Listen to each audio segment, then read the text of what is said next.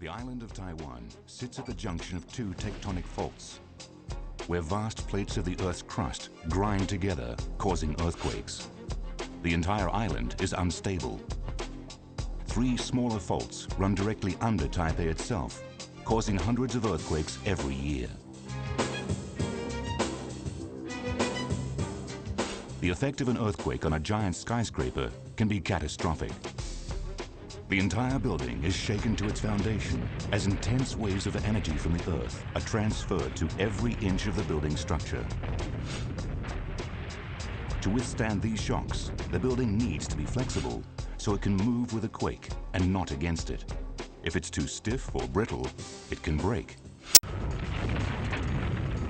An earthquake shock delivers brutal vertical, horizontal, and twisting strain on a building. Every joint of every structural element is strained, and if there is one weak link, the whole lot can go.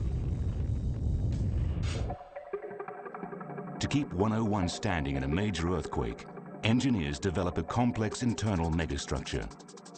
The central core of the building is connected to 8 incredibly strong supercolumns by a network of horizontal outrigger trusses. The supercolumns act like a giant flexible spine, enabling the building to flex and move if it needs to, but not break.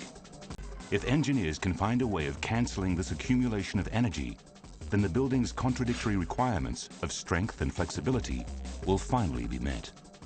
Usually, a lot of tall buildings use so-called computer-controlled mass to do that function.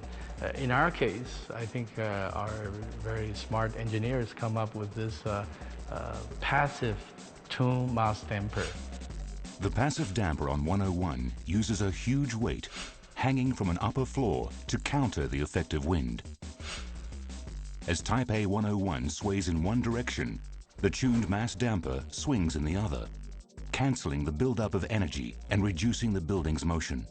In principle, it works like a simple counterbalance, but in reality, things are a little more complicated and a lot more clever. To stop the damper from rocking either excessively or out of sync with the building, the ball is attached to a series of hydraulic dashpots, like mega shock absorbers, that stifle the ball's movement. If the damper experiences a particularly sudden jolt, such as an earthquake, the hydraulic resistance in the dashpots is strong enough to create a lockdown effect, meaning that the big golden ball in the sky will stay exactly where it is.